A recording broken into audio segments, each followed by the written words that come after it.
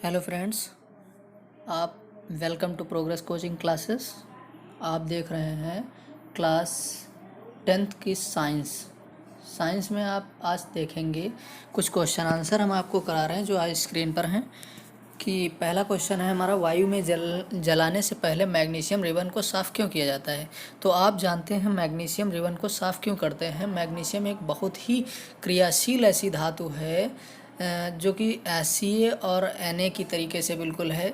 जब यह खुले में रखा जाता है तो इसकी बाहरी सतह से मतलब वातावरण से ऑक्सीजन से इसकी क्रिया होती है मैग्नीशियम की, और ये क्या बनाता है, मैग्नीशियम ऑक्साइड का फॉर्मेशन कर लेता है। ठीक ऐसे ही इसलिए इसको रिबन को साफ़ करते हैं ताकि ये बराबर जलता रहे और वायु के संपर्क में रहे। ठीक है, आपको पहला क्वेश्चन समझ में आया होगा। मैग्नीशियम ऑक्साइड की यह परत काफ़ी स्थिर होती है और ऑक्सीजन के साथ मैग्नीशियम की पुनः प्रतिक्रिया को रोकती है। इस परत को हटाने के लिए मैग्नीशियम रिबन को हम क्या करते हैं, साफ़ कर लेते हैं। दूसरा क्वेश्चन अगर आप देखें तो लिखा है निम्नलिखित रासायनिक अभिक्रियाओं के लिए संतुलित समीकरण लिखना है। तो इसमें क्या है, हाइड्रोजन प्लस क्लोरीन। हाइड्रोजन का फार्मूला आप जानते हैं क्या होता है, H2, और क्लोरीन क्या हो गया, Cl2। तो अब ये दोनों मिलेंगे, दो हाइड्रोजन है दो Cl हैं तो मिलकर के क्या बनेगा, 2HCl। तो ये हाइड्रोजन क्लोराइड। तो इसमें आपको सिर्फ केमिकल फार्मूला लिखना है।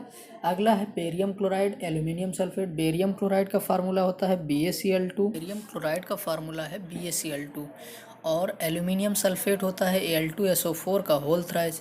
तो ये जब मिलेगा तो BaSO4 मतलब BaSO4 से मिलेगा तो BaSO4 बन जाएगा, और Al2Cl से मिलेगा तो AlCl3 बन जाएगा। रही बात बैलेंसिंग की, तो आपको बैलेंस करना ज़रूरी है। तो आप देखें यहाँ से 3Ba दिख रहा है तो 3Ba उधर भी कर दिया, LHS में भी और RHS में भी। इसी तरीके से SO4 3 जो है, 3 SO4 हैं तो 3 के लिए Ba से पहले हमने 3 लगा दिया, ठीक है, उत्पाद में।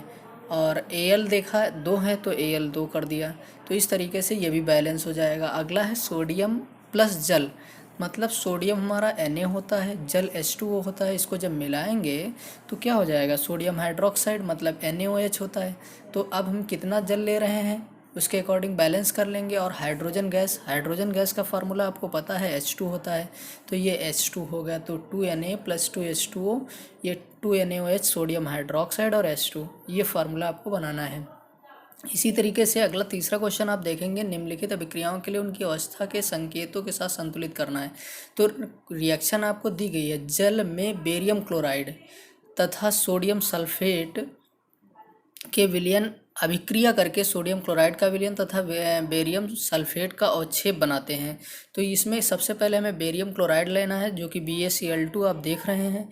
Na2SO4 लेना है, Na2SO4 ले लिया, मिलाएंगे तो क्या बनेगा आपका, BaSO4 बन जाएगा। मतलब Ba की SO4 से, क्योंकि Ba की वैलेंसी प्लस की है और SO4 माइनस की है तो हमेशा प्लस वाला माइनस से मिलेगा। तो BaSO4 से मिला, BaSO4 हो गया।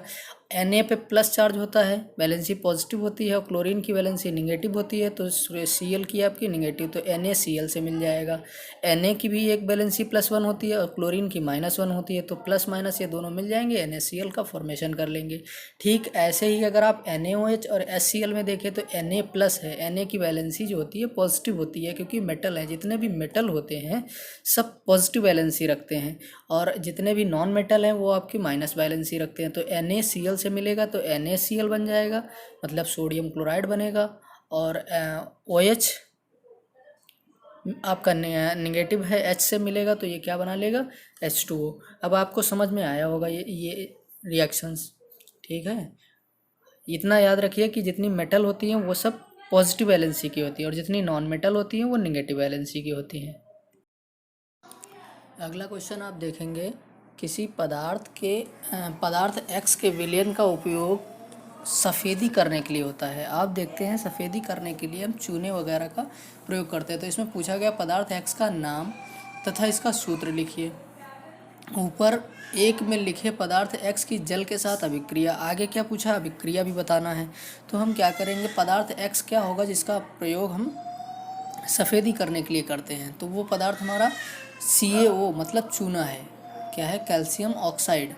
और कैल्शियम ऑक्साइड जो बिना बुझा हुआ चूना है, ये जल के साथ तीव्रता से अभिक्रिया करके बुझे हुए चूने का निर्माण करके अधिक मात्रा में ऊष्मा उत्पन्न करता है। तो इसकी जब जल से क्रिया कराई जाती है तो CaO + H2O, तो यहाँ पर CaO एक O तो कैल्शियम के साथ है और H2O में भी एक O है, तो ये 2 O हो गए। अब मिल करके क्या बना लेगा, कैल्शियम हाइड्रोक्साइड, मतलब CaOH का होल ट्वाइस। इसी तरीके से अगला क्वेश्चन आप देखेंगे कि क्रियाकलाप में दिया हुआ है एक परख नली में एकत्रित गैस की मात्रा दूसरे से दोगुनी क्यों है, उस गैस का नाम बताइए। तो जब आपके सामने चित्र बना हुआ है, जल के वैद्युत अपघटन के दौरान हाइड्रोजन और ऑक्सीजन अलग हो जाते हैं। आपको पता है हाइड्रोजन, जब जल का अपघटन होता है, वैद्युत अपघटन होता है, तो जल का वैद्युत अपघटन होता है तो हाइड्रोजन और ऑक्सीजन क्या होते हैं, ऑक्सीजन गैस के फॉर्म में और हाइड्रोजन भी गैस का फॉर्म में ये उड़ जाती है। तो पानी H2O में 2 भाग हाइड्रोजन और 1 भाग ऑक्सीजन होता है। आप जानते हैं हाइड्रोजन एक परख नली में जाता है और ऑक्सीजन दूसरे में जाता है। इस तरीके से जब 2H2O ब्रेक होगा तो 2H2 मतलब 2 मोल हाइड्रोजन गैस और 1 मोल ऑक्सीजन गैस उत्पन्न होती है। अगला आप क्वेश्चन देखेंगे, जब लोहे की कील को कॉपर सल्फेट के विलयन में डुबोया जाता है तो विलयन का रंग क्यों बदल जाता है। तो जब एक कॉपर सल्फेट विलयन में लोहे की कील डुबोते हैं तो क्या होता है, कॉपर तो अलग हो जाता है, विस्थापित हो जाता है और आयरन SO4 जो सल्फेट विलयन है उसके साथ मिल जाता है, जिसके कारण रंग जो है नीले से हरे में बदल जाता है।